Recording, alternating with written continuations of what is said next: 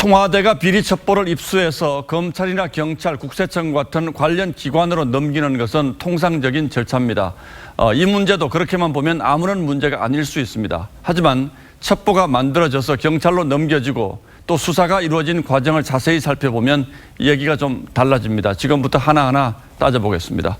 자, 강동원 기자, 먼저 경찰이 김 전 시장 주변에 대한 수사를 한 시점이 정확히 언제였습니까? 그러니까 지난해 지방선거를 얼마 남기지 않은 시점이었습니다. 특히 경찰이 울산시청을 압수수색한 날은 지난해 3월 16일이었는데요.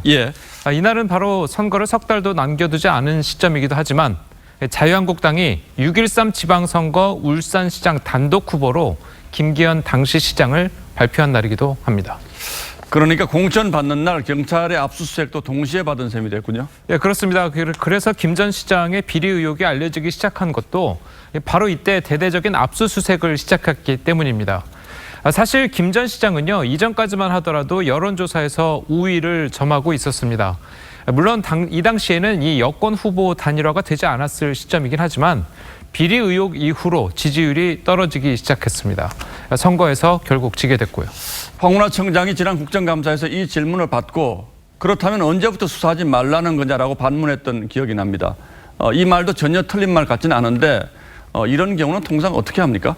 물론 비리 정보를 입수했으면 수사를 시작하는 게 맞죠. 맞긴 한데 하지만 큰 사안이 아니면 선거 이후로 미루는 경우가 많고 앞서 말씀드린 압수수색 같은 경우도 오해받지 않도록 시점을 신중하게 선택하는 게 보통입니다. 15대 대통령 선거 당시 김대중 후보의 비자금 의혹이 그랬고 2011년 서울시장 재보궐 때 박원순 후보에 대한 불법 모급 혐의도 마찬가지였습니다. 자, 물론 수사가 아예 없었던 건 아닙니다. 제16대 대통령 선거 당시 이회창 후보의 아들에 대한 병역비리 논란은 검찰이 수사에 착수했습니다. 중간 수사 결과 증거가 부족하다는 결과를 발표를 하긴 했지만 결국 이회창 후보는 낙선을 했습니다. 자, 결국 청와대가 어떤 의도를 가지고 이 문건을 작성했고 또 어떻게 경찰로 전달됐는지는 검찰 수사로 밝혀질 수밖에 없는 상황인가요? 맞습니다. 그래서 이 선거가 임박한 시점에 수사를 시작할 정도로 시급성이 있었는지를 판단해야 합니다. 무엇보다 이후에 김 전 시장과 관련한 혐의 대부분이 무혐의 처분을 받았다는 점에서 이 첩보가 어떤 근거로 만들어진 것인지 또 경찰이 왜 이렇게 수사를 서둘렀는지도 수사 대상이 될 것으로 보입니다.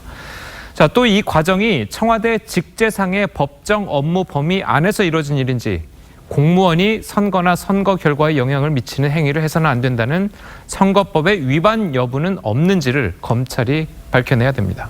전문가 말 들어보시겠습니다.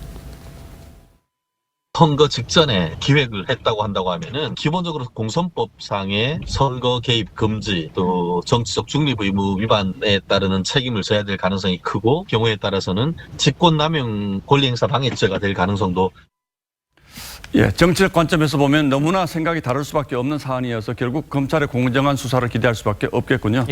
강동원 기자 잘 들었습니다.